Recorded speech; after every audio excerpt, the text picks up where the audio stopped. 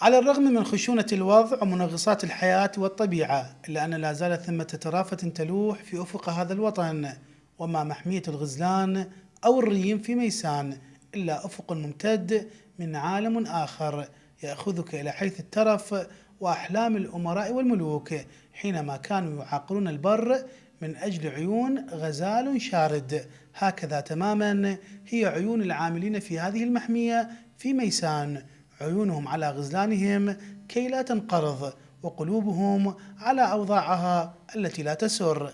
الغزال الريم العراقي تهدد بالانقراض.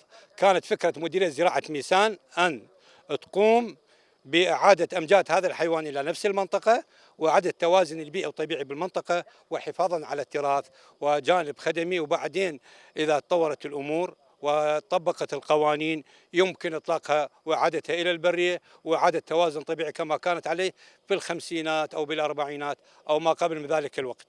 المشروع تأسس على 501 دونم قابل للتوسع إلى 2500 دونم.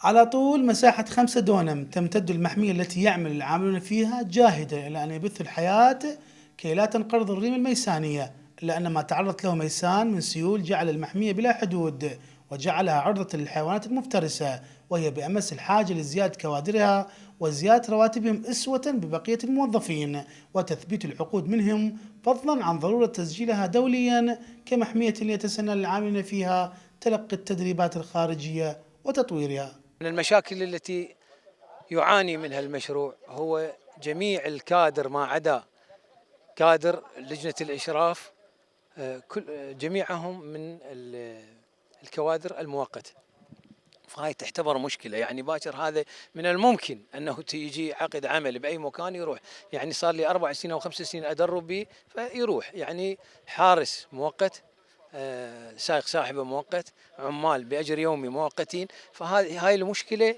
الرئيسية جدا واللي نعاني منها. حراس نعمل مشروع محمية الريم الطبيعية، حراس 3 أيام ب3 أيام، يعني 3 أيام ما تكفينا، 3 أيام وانا راتبي 200,000. الثليج علينا، شغلة البنزين علينا، الصرف علينا، يعني متعرضين إلى سرقة، إلى حيوانات مفترسة، يعني كل شيء ما إلك. الاهتمام بمحمية الغزلان في ميسان مطلب الجميع كي لا تهدد الريم الميسانية بالانقراض، ولتكون ميسان ببيئتها الخلابة بؤرة المحميات الطبيعية، هي مطالب رفعت للجهات المختصة وتنتظر الحلول. عدي المختار لقناة الديار الفضائية، ميسان.